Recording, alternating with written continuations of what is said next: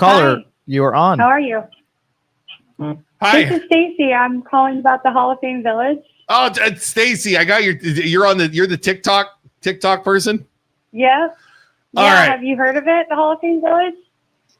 Well, I've been to I've not been there. So our alma mater a year to two or 3 years ago played there, and I was kind of reading about like the upgrades and the chairlift and the water slides and all the stuff that they were planning on doing. So what is the deal? So this is Stacy. We are talking about the Hall of Fame Village. She reached out to us on TikTok.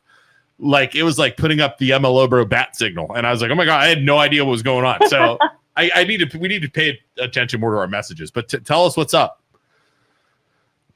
So the Hall of Fame Village was meant to be a sports and entertainment empire surrounding the Pro Football Hall of Fame. Got it. And from the beginning, it's been a complete shit show. And now this developer that's taken over, his name's Stuart Lichter. I've done all this research. Like they took the company public, and during that time they collected $585 million in capital. Okay. There's probably at most $250 million of assets, and they're $270 million in debt. And no one is answering any questions. We have tax dollars tied up in this. Our city council just recently gave them more tax breaks.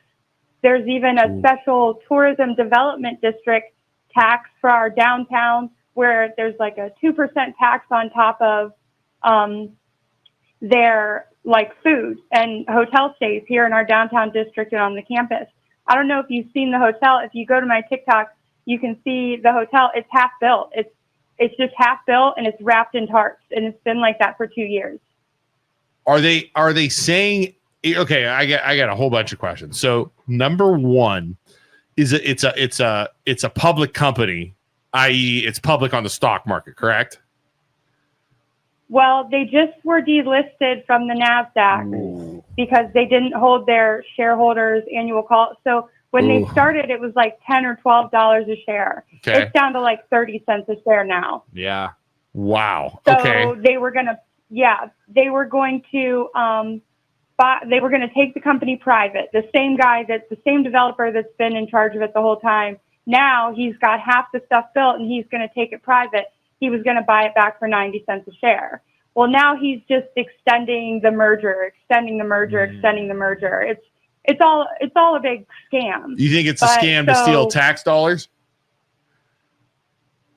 Well, I think it was a scam for many reasons. I think he wanted to get all the investor funds, get all the tax stuff, and then take it private and consolidate the power. So now he's got everything built, and he would be the sole owner. Yeah, you could essentially pump and dump the stock too. So you go live at $10. He sells all of his stock at $10. It goes down to 30 cents. Oof. He then buys it back up at 30 cents a share and profits off of all the shareholders. Wow. Does the NFL have anything to do with this or no? No, heck no, they won't. And I've reached out to everybody at the NFL, all 32 NFL owners, several players, just to get us some help here, get us a lawyer here. Right. You know what I mean? Like the stuff well, here's another thing that nobody wants to talk about. Like our local news won't report on it, but they are the official, quote unquote, the official newspaper of the Pro Football Hall of Fame. So they only report, what the Hall of Fame Village tells them to report. Because they're getting paid. But here's the really shady part. So back in 2020, after they took it public, Michael Crawford, the ex-CEO, moved all the revenue-generating assets into private LLCs. So while it looks like the company is $270 million in debt, we really don't know because the revenue was never going back into the public company. He was harvesting, and that's in their own. That's in their own SEC filings. He filed that he did that. Wow. What? Yeah. Wow. So nothing, no work is going on now. No, Well, they don't even have like events there right now. It's just sitting there rotting. So I remember when they go ahead. Sorry, I apologize. Go ahead. No, there's a couple stores that like Build-A-Bear is still there and Smoosh Cookie, and there's like a restaurant. Oh, Brew Kettle's over there. But like our pizza oven, they just won a lawsuit yesterday to get out of their lease. It was supposed to be Don Shula's was there for like 18 months and they dipped out.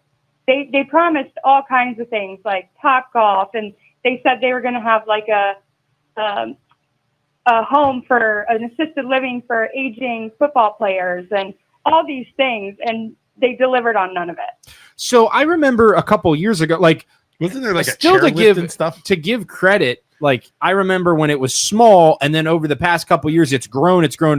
When it first started happening, and you saw all this growth, was that good? And then where do you think it started to turn and fall apart? Like they didn't deliver right when they went public? Well, I think that, so I just did a TikTok yesterday and I said the whole problem is they were never humble enough to let it go through its natural stages. Like we already, the city of Canton basically paid for that stadium. Tom Benson donated $10 million, but then the rest of that came through bonds and stuff through the state and the city. So that stadium was already built. We should have used that to build up revenue, to build the other stuff. And they never would, you crawl before you walk before you run. And it was a full sprint. They're arrogant and you know what I mean? Like they tried to use the stadium. They were trying to grow too fast. Yeah, they tried to use it to springboard, and then they used private money. The stadium is super nice. Right. I mean, it's super nice. At least when I was there, it was nice. When we were there for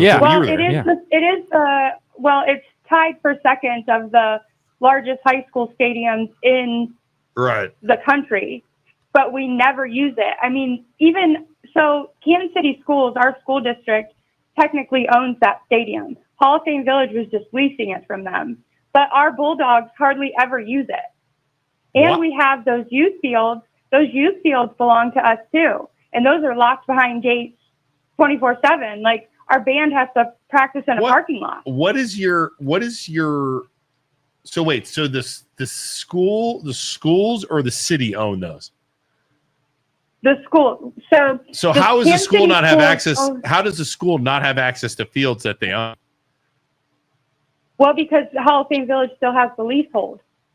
Oh, so when you lease something, you can't use it at your will. Well, that's your freaking leaders. They do get to use it for their games, but that's it. That means the leaders at the school then messed up when they leased this to these people. Yes. Why would the people care and say you're not allowed to have access to the field? Why would they care? Like, I don't understand. Especially, well, they're just very uppity. Like they're very, like they always. I worked there for 3 years, and it was the most miserable time in my life, just because all these, like Michael Crawford was making $5 million a year, and those of us that were like entry level were making $16 an hour. Like he made in 4 days what we made the entire year. Right. That's the way that works, unfortunately. Oop. It was just wild. Like there was only 50 employees at the time. How do some people make $40,000 a year and some people make $5 million? So, okay, I will say this to defend the other side. As an employee making $14 an hour, right? You're hired by this guy.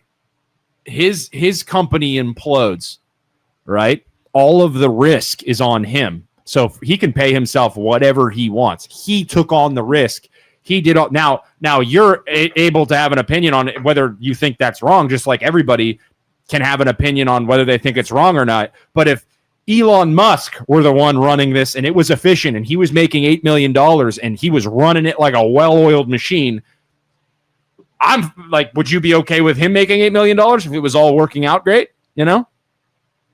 Well, that's the thing. Right. It's not. It wasn't his it wasn't his company. He was just the CEO. There was a board and everything who were also paid very well. Right. And he never ran it well. So it was like somebody commented on one of my posts the other day and said that I heard it was like Saturday Night Live under Lorne Michaels.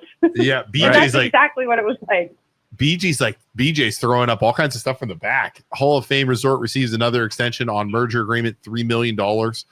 So this merger will never happen. You just think he's extending it out and trying to harvest as much profits as he possibly can. Well, this last extension that he filed, this time he put in like foreclosure prep. Ooh. So they're about to go bankrupt. Exit. And our city just handed over, I think, $8.5 million more dollars. Wow. Because he was going to, so they gave him $8.5 million just to not file bankruptcy. Well, they gave them a few things that they thought were going to help them not to file bankruptcy, but I've been trying to tell them for 6 months that's where they're headed. Yeah. You can't recover from $270 million in debt with no revenue generating assets. Wow. Those are all tucked away in private LLCs. That's Stuart Lichter controlled. Wow. Let me ask you, now you said you used to work there, right? Right. And you obviously know a lot about what's going on. So is anybody else but you speaking out about this? There's a few people now, so everybody, we all signed NDAs, but the thing with NDAs is they don't protect you they don't protect them from you telling your truth. Yeah. Like if it's against the law and it's the truth, you're allowed to say it. But everybody that was on my team that doesn't work there, some of them are in different states, but I really think they have PTSD because they're like, no, I don't want involved, Right. I mean, have they talked to you at all, the company? Have they said anything to you at all? Have they responded to any of your stuff? Well, before I took it public, before I started going on TikTok and telling the story, I sent Stuart Lichter, I came up with a plan, like a revival plan, because this is my city. And I had to watch everybody be so excited about something just for it to be abused and just stolen away from them by an outsider. So I put together this 94-page plan. Wow. I put together a summary and I sent it to him about how we could revive it. And he responded the first time with a threat letter about my NDA.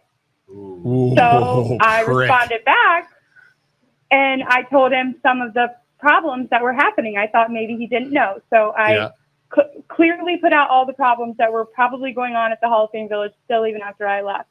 So then he has a different attorney, one from Florida, send me an email that says I should tell their internal ethics committee. So I sent an email back and I'm like, listen, I don't work for you anymore and you're not going to give me the runaround. You have 3 days to respond to me or I'm taking it public. And then like 3 weeks after I went public, they sent me a cease and desist and I sent them back it was a third completely different attorney. And I sent him back one and I said, I'm allowed to tell my truth and you can send me whichever TikToks that I was saying something defamatory or untrue, and I will adjust. Yeah, and I never they were just scared. They're scare tactics. Scare you, he doesn't have the money to sue you right now. Well, he does. They don't care. Right. That's just them trying to do it. Good for you. Well, good for you for standing up. I mean, that's fantastic. I'm going to look into it a little bit more. Protecting and truly caring about Canton, and about your town where you grew up in and you live there. Yeah, and I love it. That's awesome. I really support you, and that's really, really cool. I appreciate that. I really appreciate that. Listen, we'll keep following it, and I'll start doing some reading and stuff on it. But if you need anything from us, let us know. I mean, we can help where we can. We're a little bit. Canton's not really our main area. You know what I mean? We're a little bit farther Youngstown. away. You know, but I mean, it does definitely affect us just because I mean, our playoff teams all play there. I mean, I played there. Do you know I played there in college a couple times? Did you? It was not the same as it is now. Yeah, that's why I was trying to reach out to you guys because I need the message to go further. Like I need it to get out of my space. But I did DM you guys my phone number on both Facebook and TikTok. Sweet. So just call me anytime. Awesome. Thank all right, you so good luck. much. Keep us in the loop. Thank you. All right, bye.